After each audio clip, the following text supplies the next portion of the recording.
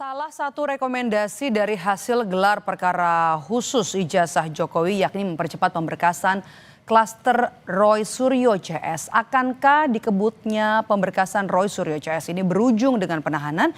Kita bahas bersama dengan kuasa hukum Roy Suryo CS Ahmad Hozinuddin dan juga kuasa hukum Joko Widodo Rifai Kusumandegara. Selamat petang Bapak-Bapak dengan Maidop. Ya, Malam petang. Mbak Maidop, malam Bang Hozin. Oke, Ya, saya mau ke sama-sama Pak Rifai. Bang Hozin terlebih dahulu. Penyidik kebut pemberkasan klien Anda. Apakah ini artinya akan ada penahanan Roy Suryo?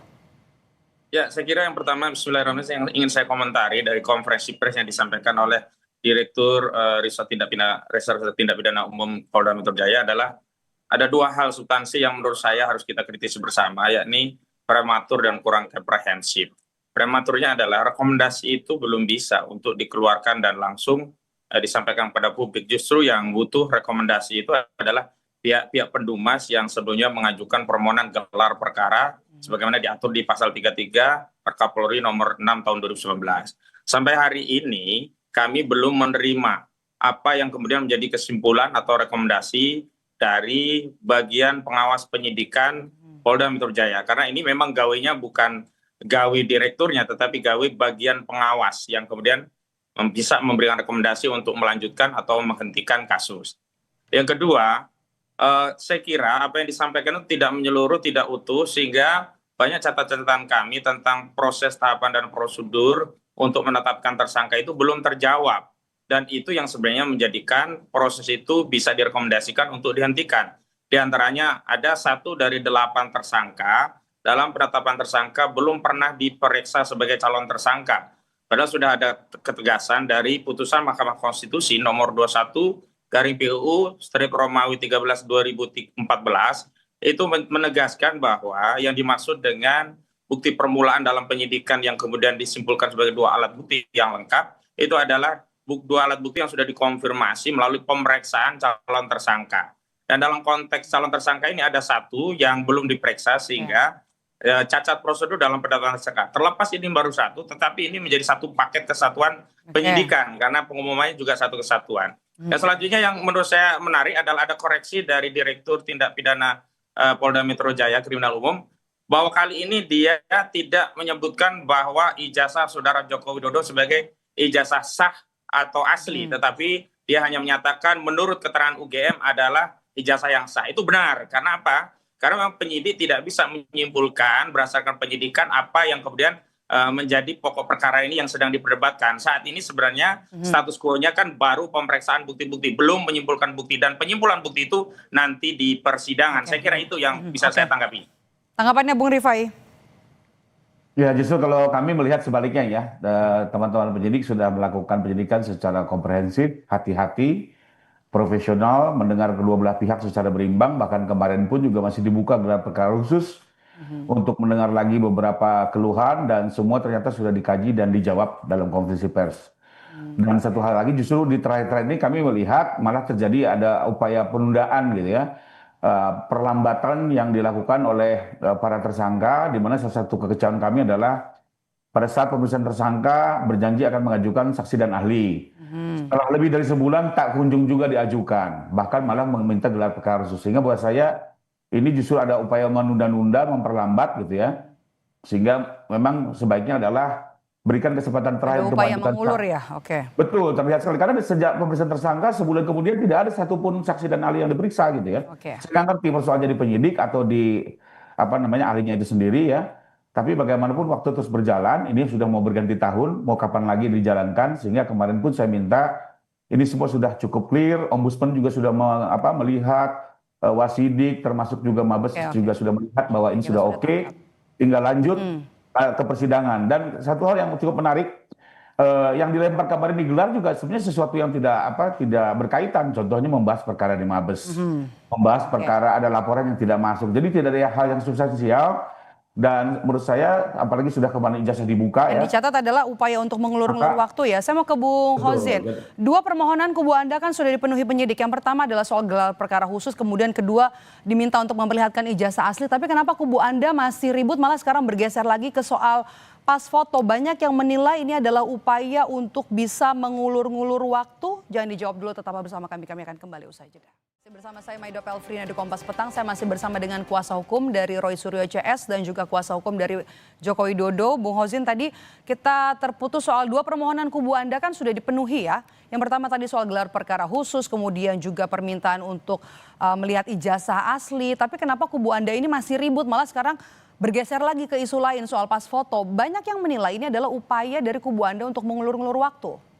Saya kira itu tuduhan yang keliru. Justru kalau kita bicara mengulur-ngulur waktu, tuduhan itu layak untuk dialamatkan kepada penyidik Polda Metro Jaya. Soal ahli saksi misalnya, kami sudah mengajukan itu di tanggal 20 November 2025 yang lalu bersamaan dengan permohonan gelar perkara khusus. Bahwa pada akhirnya yang ditetapkan didahulukan adalah gelar perkara khusus, bukan pemeriksaan ahli dan saksi dari kami. Itu perkara lain dan itu bukan kewenangan kami. Yang kedua, kami juga sudah ajukan saksi dan ahli itu lebih banyak dari apa yang dirilis kemarin. Kemarin direktur hanya merilis 3 ahli yang hadir dalam proses gelar perkara khusus. Padahal surat kami sudah masuk dan sudah diterima oleh Direktur Tindak Pidana Umum. Yakni apa? Ada 4 ahli. Ada ahli pidana 2, ada ahli bahasa linguistik forensik, ada ahli ITE yang semuanya sudah diterima. Dan karena itu saya sebut ini tidak komprehensif. Karena apa? Konferensi pers itu seolah-olah dikebut-kebut ya, karena kami sebelumnya paginya itu sudah menggelar konferensi pers. Ini Polda Metro Jaya seolah-olah segera merespon konferensi yang kami lakukan pada pagi harinya, di hari dan waktu yang sama.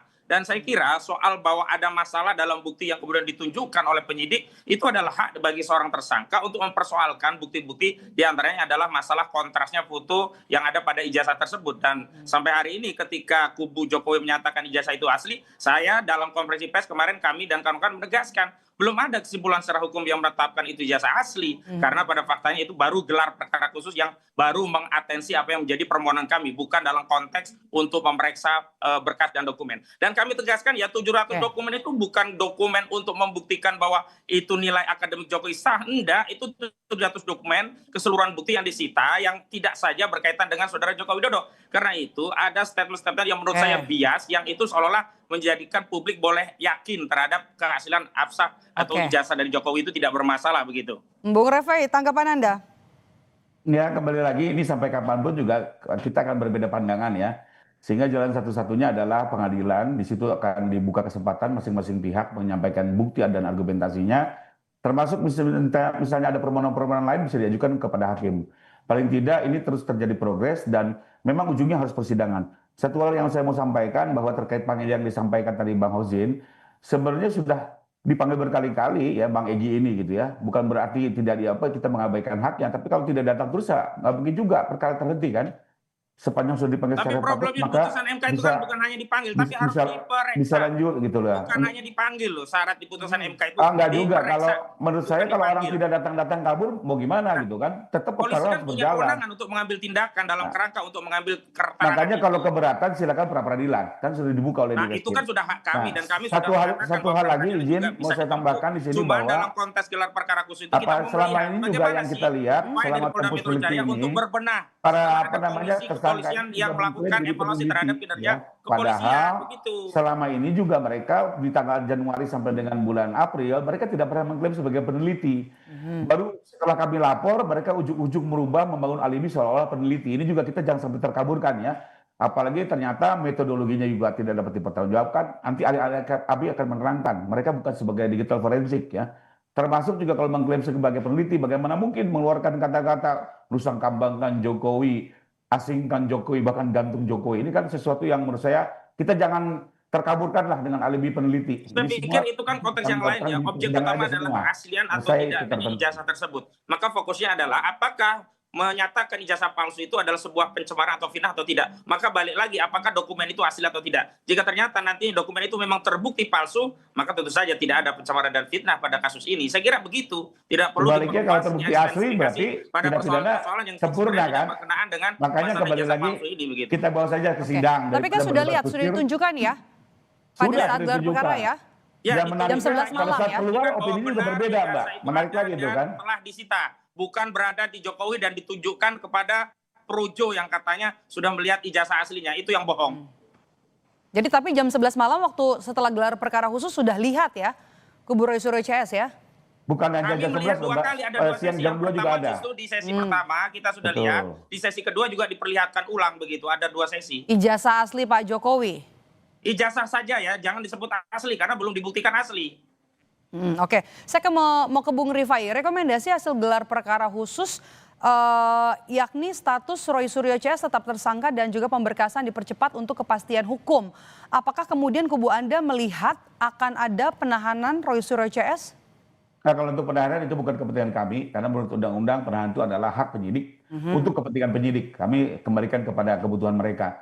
Tapi terpenting buat kami ini harus segera disudahi karena kalau terus-terusan bicara dinamika ini terus terjadi di media sosial atau di media ini ya, maka menurut saya ini bisa terus memecah belah masyarakat, terus terprovokasi. Alangkah baiknya semua dibuka dalam persidangan yang terbuka untuk umum di forum yang tepat gitu.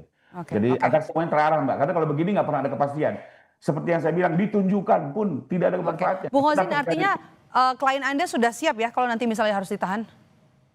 Itu hal yang lain, justru ketika ada penahanan itu membuktikan memang targetnya adalah kriminalisasi untuk membungkam anak bangsa yang melakukan penelitian dalam konteks untuk membuktikan apa yang menjadi hasil kesimpulan penelitiannya. Justru tidak boleh ada penahanan agar apa? Klien kami ini bisa membuktikan secara merdeka dalam proses persidangan sehingga tidak ada upaya-upaya untuk melakukan tindakan yang membuat klien kami tidak maksimal dalam membuktikan apa yang menjadi hasil penelitiannya. Saya kira narasi-narasi untuk melakukan penahanan itu justru mengkonfirmasi ada intervensi yang dilakukan dengan tangan-tangan yang tidak terlihat untuk melakukan pembungkaman terhadap kemerdekaan menyampaikan pendapat berdasarkan kajian penelitian dilakukan oleh klien kami, begitu. Oke, kita nantikan bagaimana jalannya kelanjutan kasus ini yang bergulir di Polda Metro Jaya. Terima kasih sudah bergabung bersama kami Bung Hozinuddin dan juga Bung Rifai. Sehat selalu. Bang Hozin.